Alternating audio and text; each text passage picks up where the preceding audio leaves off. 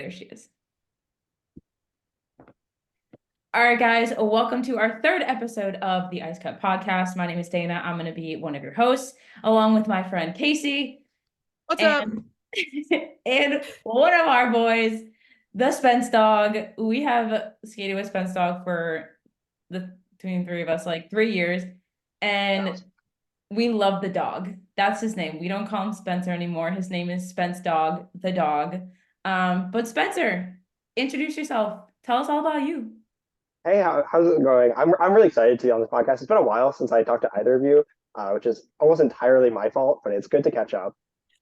Um, yeah, let's see. I graduated college, which I hadn't done when we were skating on the team.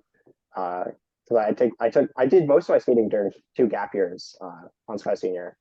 So that's like the biggest thing I've done. Oh my God, he's an educated Love man. that. Yeah. What are you doing now for like work or anything like that? Right now, I'm working as a paralegal, at a law firm just outside of DC. But I'm hoping to go to law school in a year or two. I just wanted to take a little time, kind of fix some burnout. Gainful employment is always a good thing. Let's go. Spencer, you feel adult. I feel like you've always got to feel adult though. That's true. He's always been more adult than everyone else on the team. Yeah.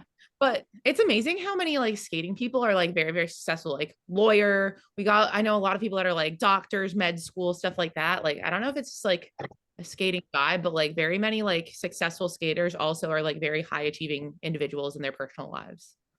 I mean, I think it's also like a student athlete thing. Um, you learn to manage time, and you get really dedicated, and you learn how to carry those skills forward in your life. Very true. Okay, Spence. So for not everyone who doesn't know, well, for one, this is Spencer Emerson. I think we just said Spence Dawg. We all skated together on Skyliner Senior, but give us a background on your skating history. How did you get to Skyliners? What did you do before? And yeah. Yeah, so I started skating because of my sister Rosie, who actually skated with briefly on Sky Senior, um, and for a little bit earlier on Philadelphia Symmetry. So I started skating relatively late when I was 10 or so. But I just really loved it, and so I was really just I kind of jumped headfirst into it and just started going way too fast, way too soon, and but it was a really good fun.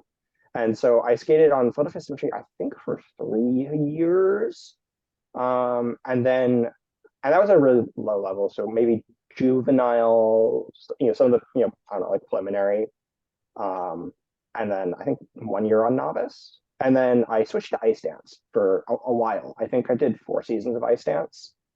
Went to nationals in, I think, intermediate and novice, but it might have just been intermediate. I clearly prepared for this by looking at my biography. Definitely did that. No. And yeah, that was a really good experience. I felt like ice dancing, especially at a competitive level, it's a totally different sport than pattern dance, because and back then they still had pattern dances as like a component. I know that's kind of been subsumed by the short program and other stuff in ice dance, but it's just really totally different. And I think that gave me a really good fundamental skill set for in terms of turn quality and skating skills and twizzles, which kind of carried me forward. And then I eventually I was getting ready to go to college, and I decided I wasn't ready to hang up the skating boots yet, and I took a gap year. Well, actually, I did tryouts this Sky Senior. I think I missed tryouts actually. Well, I didn't even do tryouts. I think I called Pam because I knew her because my sister skated on Sky Junior for a number of years. I think I called Pam, was like, "Hey, can I like come to like the spring training?" And Pam was like, "Yeah, sure." I don't think she expected me to go anywhere. I showed up, and there was a lot of there was a ton of competition for those spots. Um, and I think Jordan also joined. I think there was 3 spots, and Jordan and I both missed tryouts and took 2 of the 3 spots. So it was unfortunate. Um, but yeah, that's how I ended up with Sky Senior, and it was it's a story from there.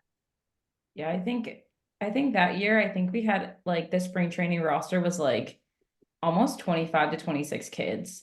And I Yeah, it might remember have being like every single one of these kids could take these 3 spots that we have. I was like, who's gonna end up on this team?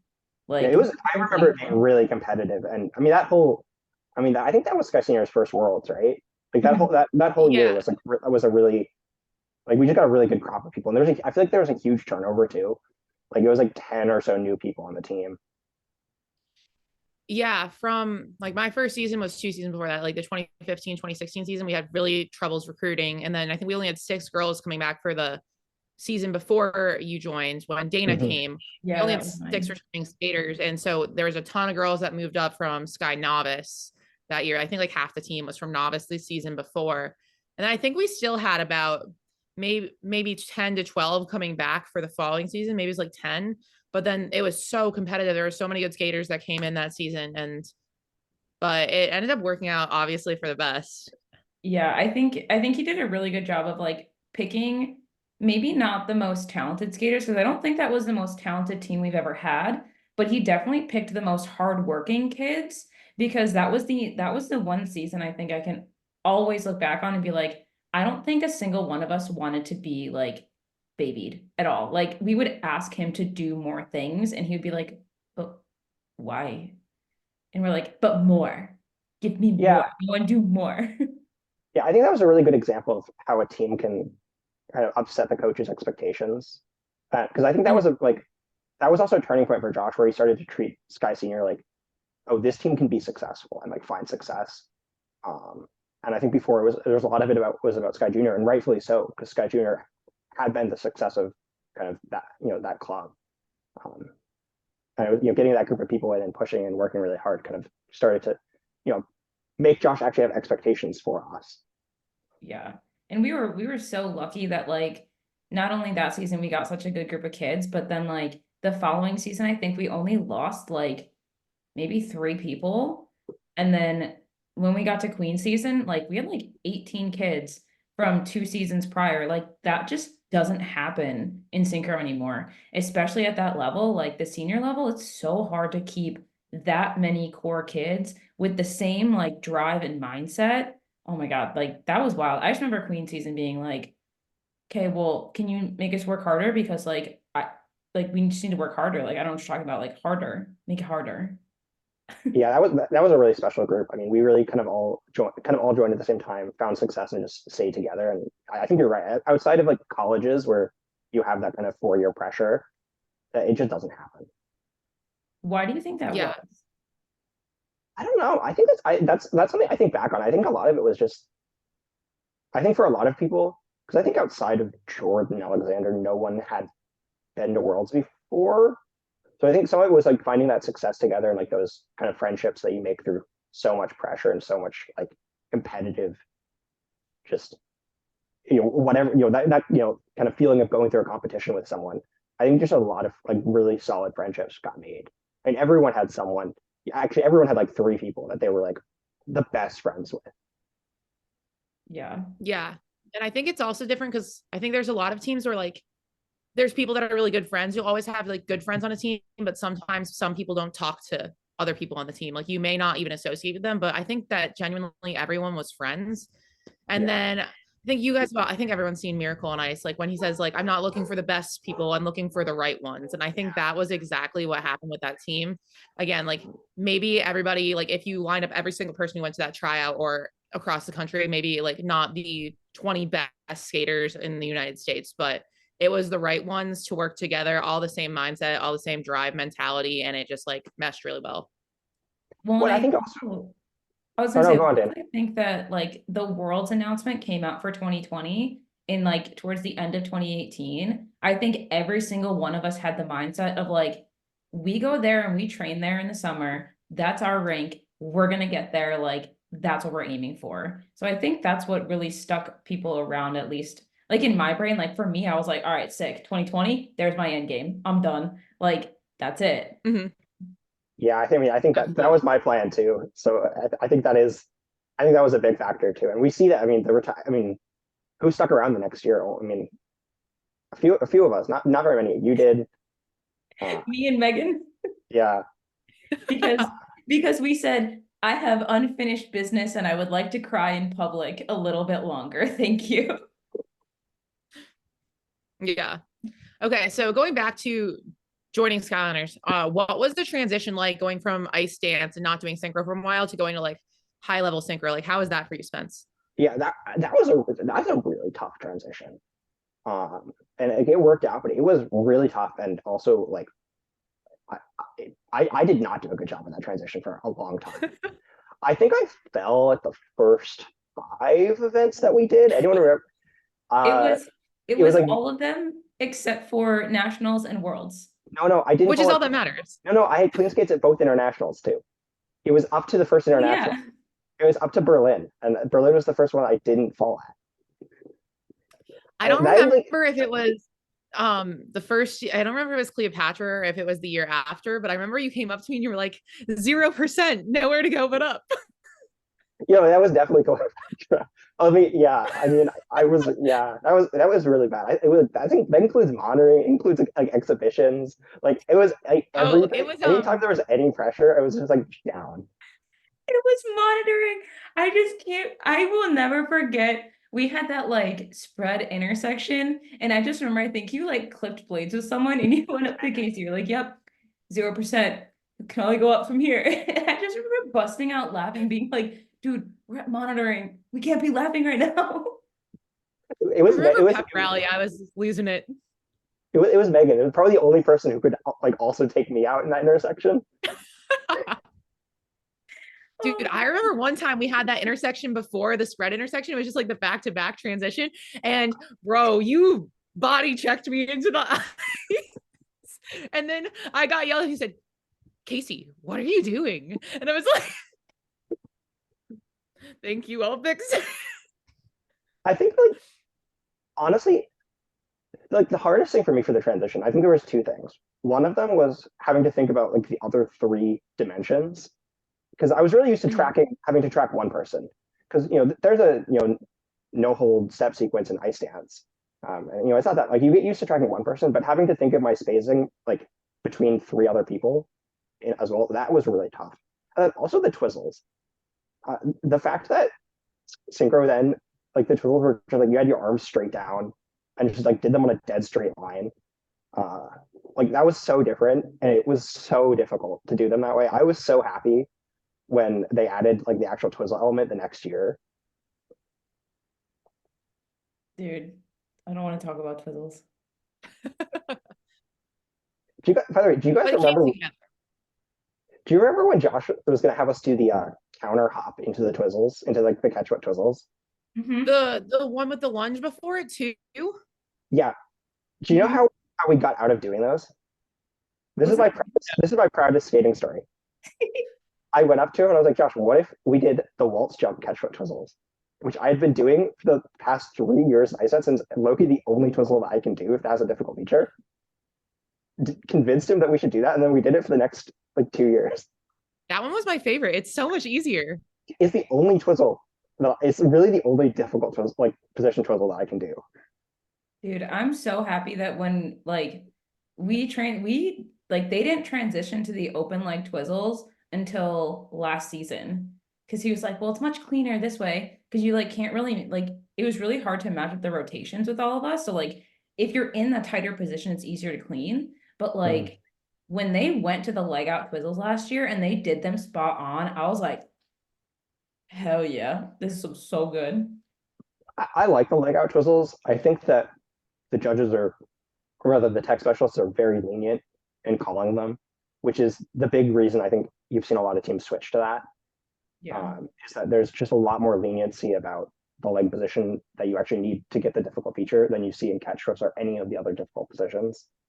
Yeah. Yeah, and I I think think it's the tech. also No, go on, go. Oh, I was gonna say they have a tendency to be very three turny as well. And I think they've been a little bit more lenient on that compared to like ice dance. Like a lot of those wouldn't be, a lot of the open twizzles wouldn't be called. And I think that's why in the beginning we steered away from them. Yeah. Yeah, I think that if the tech specialists, if we want to have more diversity in those, I think just like actually enforcing the rules would be a good start. But that's just my opinion. I mean, we're Yeah. getting closer. We're getting closer to like true ice dance rules when it comes to like, because now with the Twizzles, there's so many different things you can add to them. And like the different entries and the different features and things like that. So like teams are getting way more creative, which has been really fun because now synchro is starting to catch up to the ice dance world where like ice dance has always had like arms moving different positions. They always do outside, inside. Like there's so many variations, and like synchro is like, right forward, inside, back left, outside. Like that's what we do. That is synchro. But like you watch teams like Rockettes and Les Supreme and like all these international teams that are doing these just like crazy twizzle sequences, and you're like, all right, that could be a nice dance move. Yeah, I think, I mean, definitely the quality of the synchro tools has just increased so much since they implemented those rules. Yeah.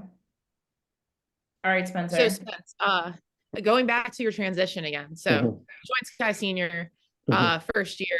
What made you stick around for 2 more seasons? Like, is there a reason like why you stayed? Did you like synchro more than you thought, or like what was happening there? Yeah, I mean, that's a really good question. My first, my plan was to go once. I'm going to go to nationals. Maybe we'll go to maybe we'll go to worlds. I'm going to get Team USA jacket, and I'm going to that's my gap year. I'll go. Jacket chaser. And I just just like the team dynamic. I just loved everyone on that team. It was so much fun, and B, it's just like we had so much success at worlds. So like, how can you leave now? Like we can just run it back. And I felt like we were making. It was also a thing where we were making so much progress. Like we were like, I felt like every competition, like I only figured out how to skate synchro at nationals, like maybe. And so I was like, okay, what if I actually had like a whole season like this and can like properly prepare and do better? I know I can. Like I know I can do better, and I had to chase that. But be like, we were making, like we were gaining on Hayden at like every competition, and that was exciting too. Like that was a big driver. Yeah, I definitely think being on a team that's having success is very, very motivating. And then it's again, like I think that's why synchro is so special, is that like you're with this entire group of people. And if you have a good team, like it's just so much fun. Like you truly enjoy going to practice, even if like practice sucks that day. Like it's the suffering together that brings everyone really close. And I think that's why it's like one of the best sports in the world. But yeah, I think that's one of the things that I missed in ice dance was, it's just you and one other person. So like you have a bad competition, you have a bad, there's just no one to, it's just the two of you. You have to figure it out between you. But with singers, like you can have a bad day, and like yeah, if it's like you caused the bad day, it can hurt. Like it felt like it feels bad when you like let people down, and that was something I like really palatable with for the like start of that season. But also like having so many people who are willing to say like no, like you're doing fine, like you're gonna get it, it's gonna work out. Like there's just so many encouraging voices. I think that's really special.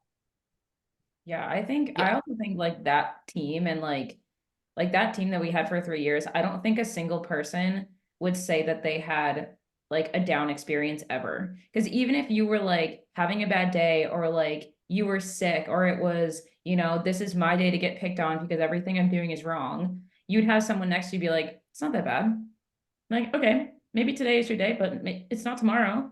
Like, you're gonna be just fine. Like, you might be getting a comment about how you're not very good today, but you are that good. And you're just gonna prove them wrong the next time. And that was really like the huge mindset that every single person had was like, okay, well, I'm just gonna prove you wrong. Like, okay. Yeah. Absolutely. Okay. So also, what is it like being a boy on a synchro team? Because like, okay, boys in ice skating is certainly not the most common, but then in ice dance, it's you and one girl, and that's like kind of more common. Being surrounded by 19 girls all the time though, and you're the only boy, like what is that like? Yeah. Yeah, it's really different. Well, it's very different when you're at a lower level versus like a senior level too.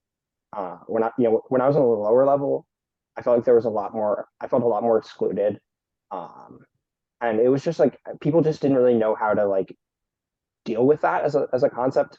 I think there weren't as many boys in synchro, obviously. Like that was like 2011, 2012.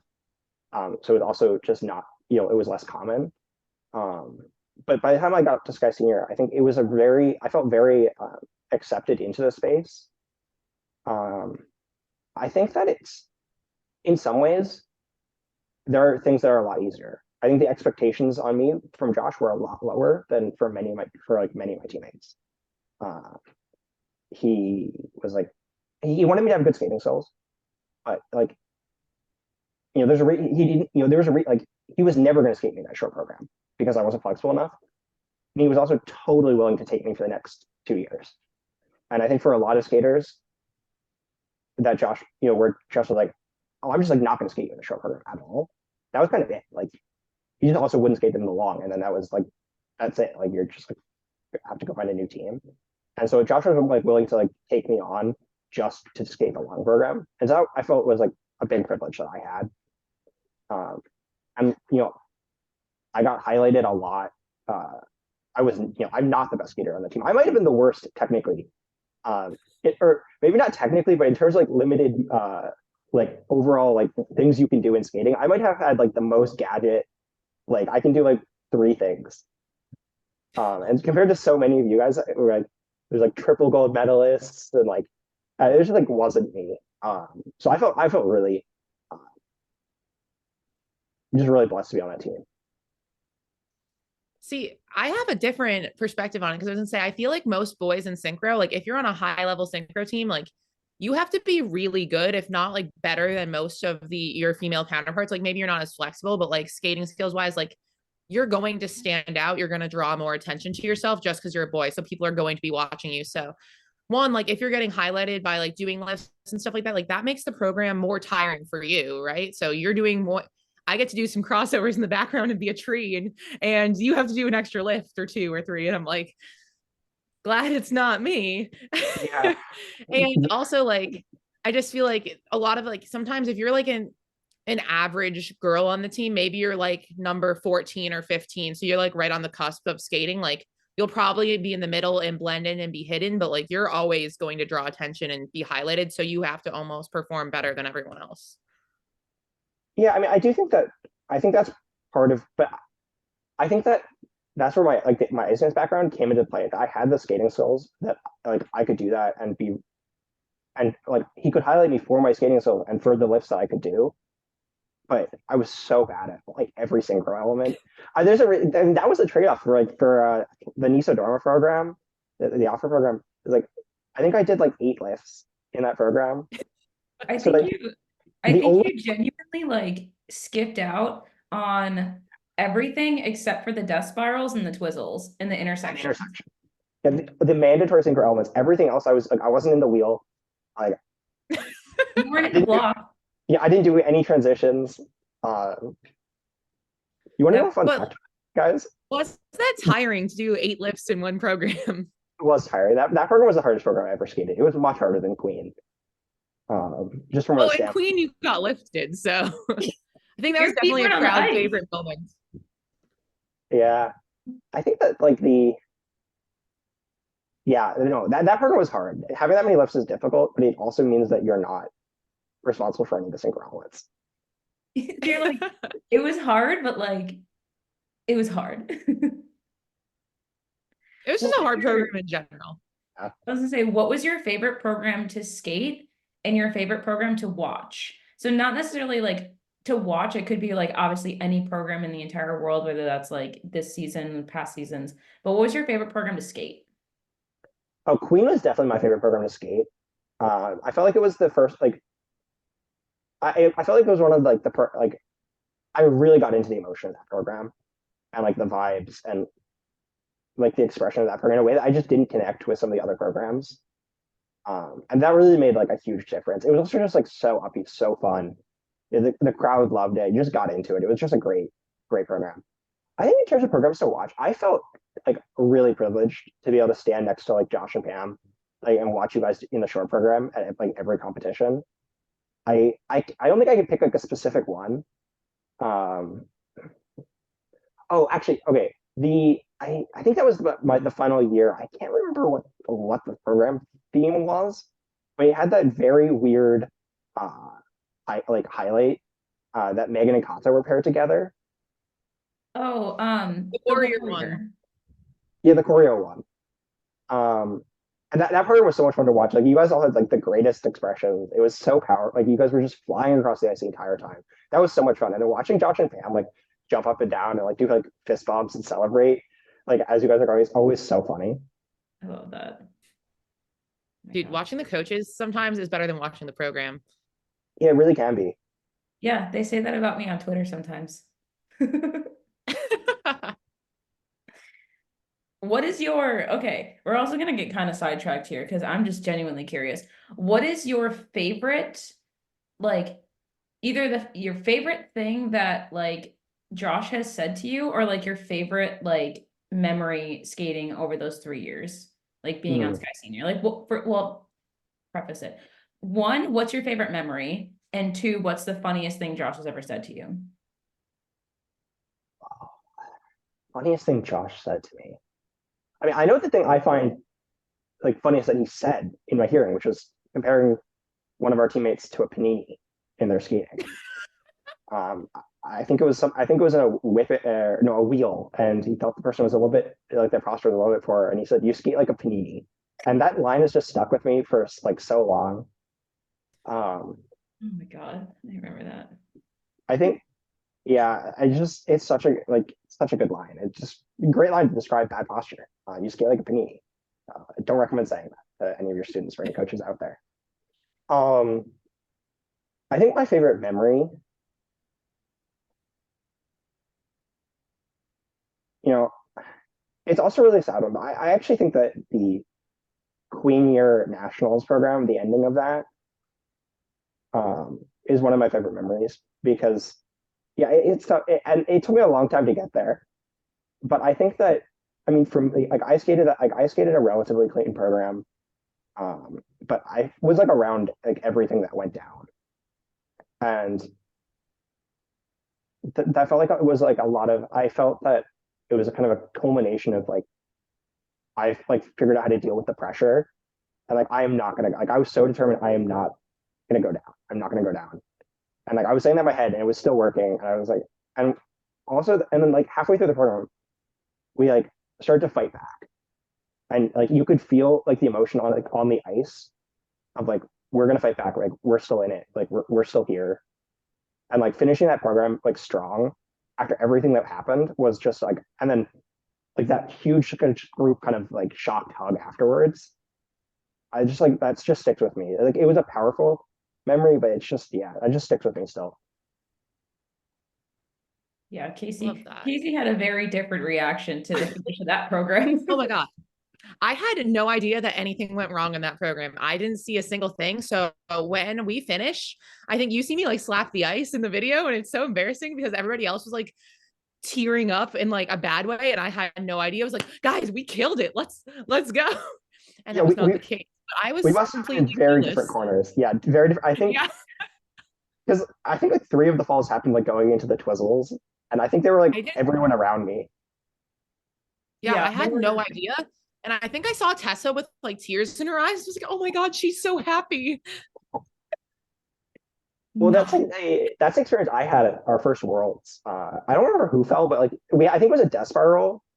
It was Kelsey Um, Oh, and it was Kristen Kristen. and Kelsey because they They were in just my like, lift group. I had no idea that happened. I thought we did great. yeah, Um, Spence dog. We got off the ice, and I was like, "This is the best day of Spencer's life." right? Didn't you get in trouble for cursing? I did. I did get in trouble for cursing. And I'm gonna say it right now, I'm not ashamed. I'm not ashamed for saying it. I get in I trouble at the hotel. That's okay. I deserve that. But I'm not ashamed. Yeah, I think Um, that was a funny like team like the team like figuring out like what the like world's restrictions are. We don't. Do you guys remember that we? I had to go. They had to go out and buy me new black skating shirts because apparently the ones I've been using all season had a Nike logo on the back on like the neck, and you're not allowed to have that because it's not a sponsor. Oh, Interesting. Like it was okay. like Going weird things back to happened. going back to some favorite moments though. Um, I think one of the most iconic was definitely when during this Queen year when we lifted you and Josh asked Megan to balance you on her head and then let go. Yeah, I'm glad we never tried that. I'll put it that way. It was definitely an iconic moment.